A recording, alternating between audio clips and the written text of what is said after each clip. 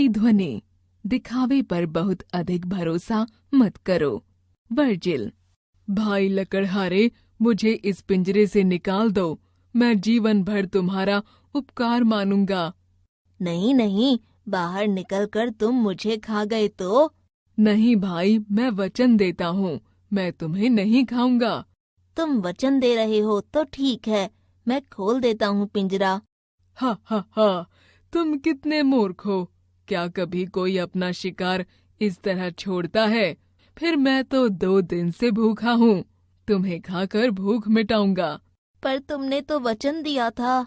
तुम्हारे जैसे एक मनुष्य ने मुझे पिंजरे में बंद किया, तो मैं तुम्हें क्यों छोड़ दूं? शेर भैया, सामने जो हाथी आ रहा है उसी से निर्णय करवा लेते हैं। वो जैसा कहेगा हम मान लेंगे।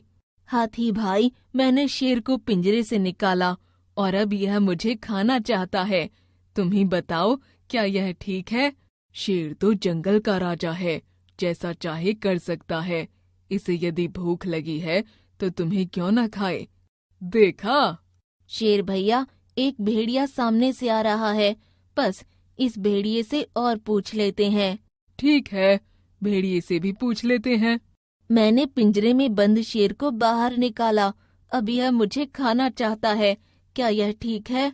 भाई, शेर तो राजा है, राजा की बात कभी गलत नहीं हो सकती। बस आखिरी बार लोमड़ी से भी पूछ लेते हैं, अगर उसने भी यही कहा तो तुम मुझे खा लेना। ठीक है।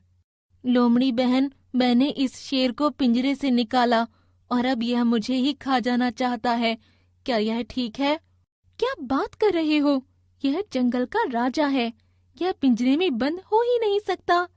लो, मैं अभी जाकर दिखा देता हूँ। मैं तो मान ही नहीं सकती, देखूंगी तो मानूंगी। अरे भाई, जल्दी से पिंजरा बंद करो। अपनी बुद्धिमानी से तुमने मेरी जान बचाई, बहुत बहुत धन्यवाद। याद रखो, जिसका स्वभाव जैसा होता है वह बदलता नहीं है। जीवन मूल्य। हम बड़ी से बड़ी मुसीबत आने पर भी यदि बुद्धिमानी और चतुराई से काम लें तो उस मुसीबत से छुटकारा पा सकते हैं। हमें दूसरे के स्वभाव को जानकर ही उसकी मदद करनी चाहिए। जीवन कौशल। क्या तुम मेरी मदद कर सकते हो?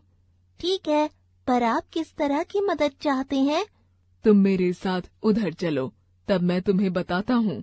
नहीं, मैं आपको नहीं जानता हूँ, इसलिए मैं आपके साथ नहीं जाऊंगा। बातों बातों में हमने सीखा कि हमें किसी अनजान व्यक्ति की बातों में नहीं आना चाहिए और उसके पास नहीं जाना चाहिए।